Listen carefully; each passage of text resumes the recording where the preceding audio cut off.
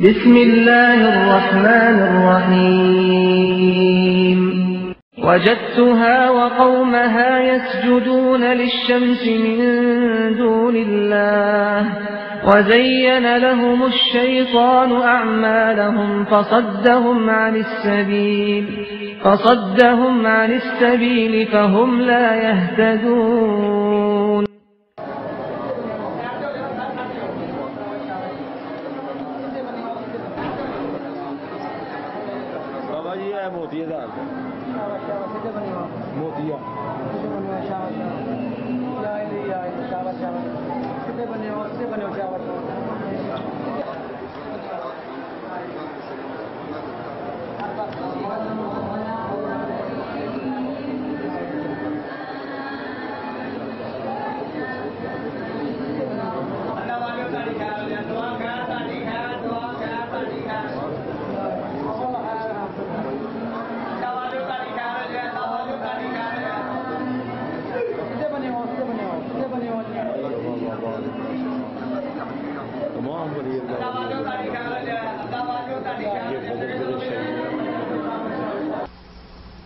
إن الحمد لله نحمده ونستعينه ونستغفره ونعوذ بالله من شرور أنفسنا ومن سيئات أعمالنا من يهده الله فلا مضل له ومن يضلل فلا هادي له أشهد أن لا إله إلا الله وحده لا شريك له وأشهد أن محمدا عبده ورسوله أما بعد فإن خير الحديث كتاب الله وخير الهدي هدي محمد صلى الله عليه وسلم وشر الأمور محدثاتها وكل محدثة بدعة وكل بدعة ضلالة وكل ضلالة في النار.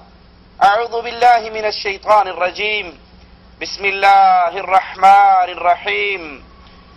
وجدتها وقومها يسجدون للشمس من دون الله وزين لهم الشيطان أعمالهم فصدهم عن السبيل فهم لا يهتدون.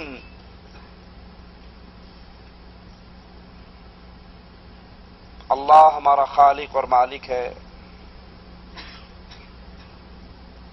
اسی نے ہمیں پیدا کیا، وہی ہمیں رزق دیتا ہے.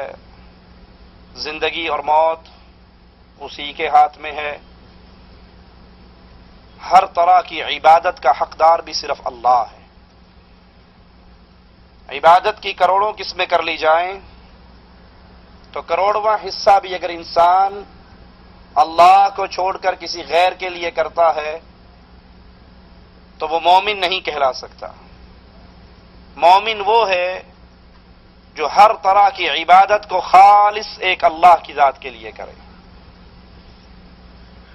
عبادتوں میں ایک بڑی عظیم عبادت اللہ کے لیے سجدہ ریز ہونا، اپنی پیشانی کو، اپنی ناک کو، اپنے ماتھے کو زمین پہ رکھنا، خاک آلود کرنا، یہ عبادتوں میں بہت بڑی عبادت ہے. اور اس عبادت کا حقدار بھی صرف ایک اللہ ہے. اور یہ عبادت انسان کو عزت اور عظمت کے مقام پر پہنچا دیتی ہے. امام الانبیاء، امام کائنات، قائد اعظم محمد الرسول اللہ صلی اللہ علیہ وسلم ارشاد فرماتے ہیں، بندہ اللہ کے سب سے زیادہ قریب سجدے کی حالت میں ہوتا ہے. جب انسان اللہ کے لیے سجدہ کرتا ہے، اپنے ماتھے کو، اپنی ناک کو، اپنی پیشانی کو زمین پہ رکھتا ہے، اللہ کے سب سے زیادہ قریب اسی کنڈیشن میں ہوتا ہے. اس حالت میں کثرت سے دعا کیا کرو. یہ سجدے انسان کو جنت کے بڑے مقامات پر پہنچا دیتے ہیں. امام الانبیاء علیہ الصلاۃ والسلام نماز کے لیے اٹھتے ہیں، اپنے دروازے پر اپنے ایک صحابی کو دیکھتے ہیں جو آپ کی خدمت کے لیے آپ کے لیے تازہ پانی لے کر کھڑا ہے. آپ کو بڑی خوشی ہوتی ہے اپنے صحابی کے عمل کو دیکھ کر. خوش ہو کر فرماتے ہیں اے میرے صحابی مانگ کیا مانگتا ہے, سوال کر کیا سوال کرتا ہے.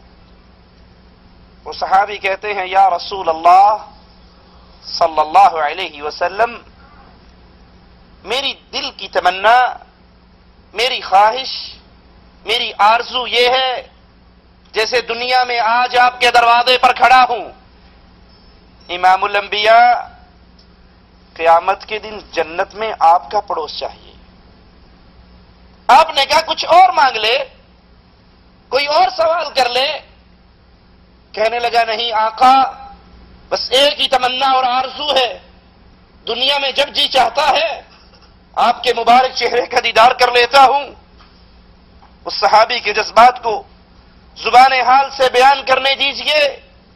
ان کے دل کی سوچیں کہ دنیا میں جب جی چاہتا آپ کے چہرے کا دیدار کر لیتا ہوں. جنت میں چلے بھی گئے, آپ تو اعلیٰ ترین مقام پر ہوں گے. امام الانبیاء ایک ہی خواہش ہے جیسے یہاں آپ کے دروازے پر ہوں وہاں بھی آپ کا پڑوس مجھے مل جائے. اللہ کے حبیب علیہ الصلوۃ والسلام فرماتے ہیں اگر تیری یہ تمنا ہے, اگر تو جنت میں میرا پڑوس چاہتا ہے تو پھر یاد کر کثرت سجود سے میری مدد کر, اللہ کے لیے زیادہ سے زیادہ سجدے کیا کر. تو کثرت سے اللہ کے لیے سجدے کرے گا, نوافل پڑھے گا, اللہ کے ہاں میں شفاعت کروں گا, تیری محنت ہوگی, امام الانبیاء کی شفاعت ہوگی, اللہ جنت میں تجھے میرا پڑوسی بنا دے گا. حضرت ثوبان رضی اللہ عنہ وارضاہ سے سائل پوچھتا ہے کوئی ایسا عمل بتا دیجئے جس کے کرنے سے میں اللہ کی جنت میں چلا جاؤں. آپ خاموش رہتے ہیں. وہ سائل اپنے سوال کو پھر دہراتا ہے, آپ پھر خاموش رہتے ہیں. تیسری بار پھر اپنی بات کو دہراتا ہے تو سیدنا ثوبان رضی اللہ عنہ وارضاہ کہتے ہیں یہی سوال میں نے اپنے آقا امام الانبیاء امام کائنات محمد رسول اللہ سے کیا تھا صلی اللہ علیہ وسلم. تو آپ نے فرمایا وہ عمل جو جنت کے اندر عظیم مقامات عطا کروا دے وہ اللہ کے لیے کثرت سے سجدے کرنا, زیادہ سے زیادہ اللہ کے لیے سجدے کرو. تو جو سجدہ بھی کرے گا ہر سجدے کے بدلے اللہ تیرے ایک درجے کو بلند کرے گا اور تیرے ایک گناہ کو معاف کر دے گا.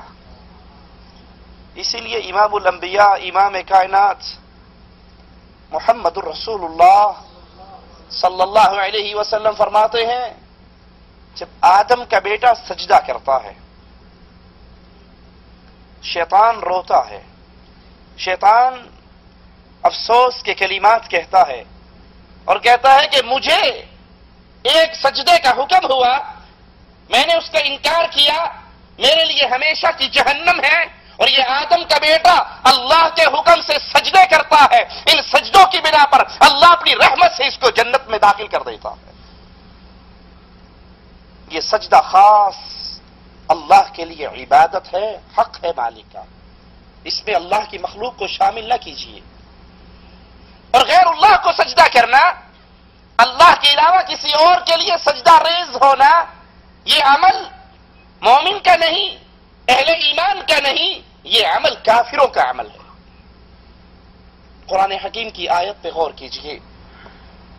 سلیمان علیہ الصلاۃ والسلام کا قصہ, ہدہد کا بیان, سفر کے دوران ہدہد کیا پیش کرتا ہے, کیا منظر دیکھ کر آیا, اور اللہ کے نبی کے سامنے اس منظر کی تصویر کشی کر رہا ہے.